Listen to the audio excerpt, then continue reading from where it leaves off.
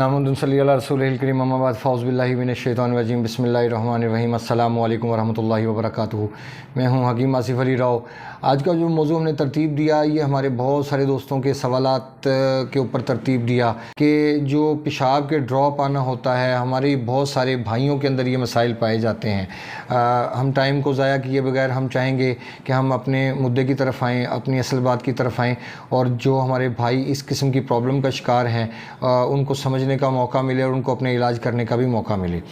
और इसमें मैं एक छोटी सी चीज़ मैं शेयर भी करूंगा आपसे, ताकि कुछ लोग ऐसे होते हैं कि जो बेचारे जिनके हालात कुछ पतले होते हैं और वो नहीं अफोर्ड कर पाते, तो उनके लिए कोशिश होगी कि छोटी छोटी चीज़ें रिकमेंड कर दी जाएं। लेकिन हकीकत में देखा जाए तो सिर्फ़ एक नुस्खे से इंसान कभी भी ठीक नहीं होता, उसके लिए पूरा डाइट प्लान तरतीब देना पड़ता है और मेडिसिन भी तरतीब देना पड़ती हैं, तब जाके इंसान अपनी सेहत की तरफ वापस लौटता है। पेशाब के कतरे आना ये एक अलामत है। ये किस चीज़ की अलामत है? इस कतरों के आने से पहले, ड्रॉप के आने से पहले इंसान की ज़िंदगी में ना बहुत सारी तब्दीलियाँ पैदा होना शुरू होती हैं।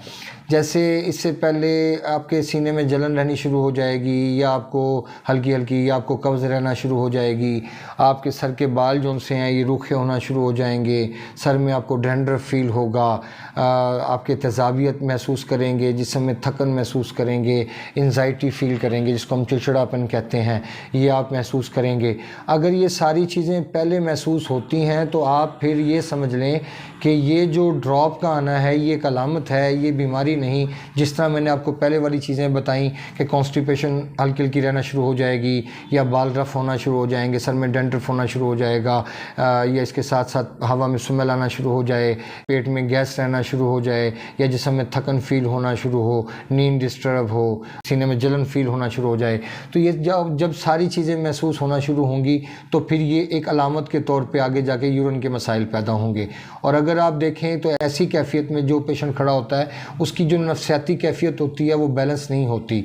वो हर वक्त ना खोया खोया रहेगा, हर वक्त उलझा उलझा रहेगा, उसका किसी चीज़ में मन नहीं लगेगा। ये चूँकि ये कैफियत इंसान के दिल के दबाव का नतीजा होती है, और चूँकि जिस्म में गैस मौजूद होती है, खून में गाढ़ापन मौजूद होता है, जिसकी वजह से इंसान के गुर्दे सही काम नहीं कर पाते और फिर वो खून को पूरी तरह साफ़ नहीं कर पाते, जिसकी वजह से एक दफ़ा में पेशाब का मुकम्मल तौर पर ख़ारिज होना मुमकिन नहीं। अगर यहाँ पे कोई ये समझता है कि ये गर्मी की वजह से ऐसा होता है तो वो शायद कहीं भूल भलियों में गुम हैं, उनको नहीं पता कि हकीकत है क्या। अगर ठंडी चीज़ें ऐसी सूरत में दी जाएंगी तो वो कॉन्स्टिपेशन में इजाफे का सबब बनेंगी और पेशाब उसका कभी भी ठीक नहीं होगा, और ना ही वो ड्रॉप ठीक होंगे, बल्कि वो ड्रॉप बढ़ते जाएंगे।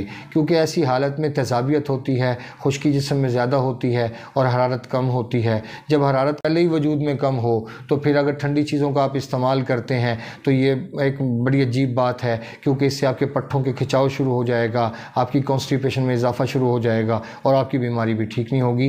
लिहाजा ऐसी चीज़ों का इस्तेमाल बिल्कुल नहीं होगा जो ठंडी हैं, जैसे केले का इस्तेमाल है, जैसे सफ़ेद अनार का इस्तेमाल है, दूध का इस्तेमाल है, लस्सी का इस्तेमाल है, या शरबत बजूरी का इस्तेमाल है। ऐसी किसी भी चीज़ का इस्तेमाल ऐसी जगह पे नहीं होगा। ऐसी जगह पे हाल बताइए ये हो सकता है कि आप 100 ग्राम आप गंधक आंवला सार ले लें और 100 ग्राम आप कलमी शोरा ले लें, खालिस देसी कलमी शोरा, और इसके साथ आप 10 ग्राम तकरीबन 1 तोला आप काली मिर्च शामिल कर लें, और उसके बाद इसका पाउडर तीनों का तैयार करके अलग अलग मिक्स करें, और एक आप छोटी शुगर पॉट वाली चम्मच, वो भी हाफ़, पूरी भर के नहीं, शुगर पॉट वाली जो हम मेहमानों के लिए चीनी को घोलने के लिए इस्तेमाल करते हैं, जो छोटी चम्मच होती है, बिल्कुल याद रखिएगा। इसका ज़्यादा मिकदार में इस्तेमाल करना वो आपके लिए प्रॉब्लम का सबब होगा, आपको पेशाब बहुत ज़्यादा मिकदार में आना शुरू हो जाएगा।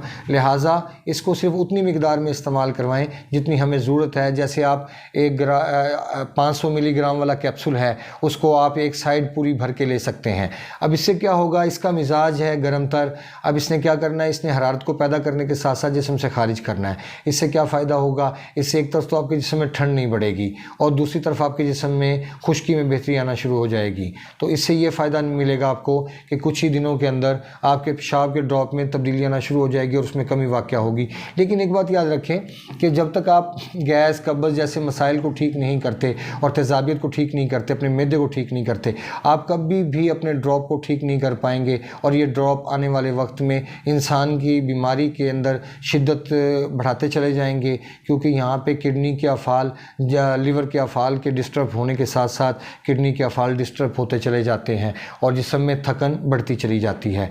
और ऐसी कंडीशन में जो हम खुराक इस्तेमाल करेंगे वो हम आम का इस्तेमाल बिल्कुल कर सकते हैं, खजूर का इस्तेमाल कर सकते हैं। हम ऐसी कंडीशन के अंदर खरबूजे का इस्तेमाल कर सकते हैं, गरमे का इस्तेमाल कर सकते हैं, हाफ बॉयल अंडे की सफ़ेदी का इस्तेमाल कर सकते हैं, बकरे की यखनी का इस्तेमाल कर सकते हैं, हम काजू का इस्तेमाल कर सकते हैं। ऐसी तमाम चीज़ों का इस्तेमाल किया जा सकता है कि जो जिस्म में खुश्की को कम करने के हवाले से काम करें, क्योंकि बवासीर एक अलामत है, बीमारी नहीं।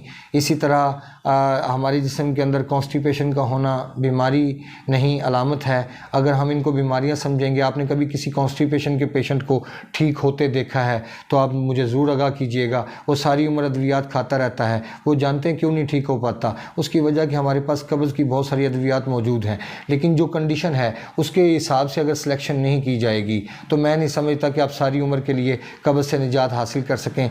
कब्ज़ एक ऐसी चीज़ है कि जो इंसान के अंदर बहुत सारी बीमारियों को डेवलप करने का सबब ज़रूर बनती है, लेकिन ये बजाते खुद बीमारी नहीं, अलामत है। अल्लाह पाक आप पे रहमतें फरमाए। मिलते हैं इंशाल्लाह मज़ीद इन्फॉर्मेटिव वीडियो के साथ। ये एक वीडियो थी पेशाब के ड्रॉप के हवाले से, और ऐसी कंडीशन में आपको चाहिए कि आप चावल, आलू, गोभी, बैंगन, करेले, चने की दाल, माश की दाल, बड़े का गोश्त, मछली, अंडे की जर्दी, ऐसी चीज़ों का इस्तेमाल तर्क कर दें। टमाटर वगैरह, माल्टा, सेब, जामुन, केला, फालसा, आलू बुखारा, इन तमाम चीज़ों का इस्तेमाल बंद कर दें, क्योंकि ऐसी हालत में अगर ऐसी चीज़ों का आप इस्तेमाल करेंगे तो आपके ड्रॉप ठीक होने की बजाय मज़ीद बढ़ते चले जाएंगे और आपकी एंजाइटी, आपके डिप्रेशन, आपके चिड़चिड़ेपन में इजाफ़ा होता चला जाएगा, क्योंकि ऐसी हालत में इंसान का नर्वस सिस्टम भी मुतासिर होता है। मिलते हैं इंशाल्लाह मज़ीद इन्फॉर्मेटिव वीडियो के साथ। वमा अलैना इल्लल बलागुल मुबीन। अस्सलामु अलैकुम वरहमतुल्लाहि वबरकातुहू।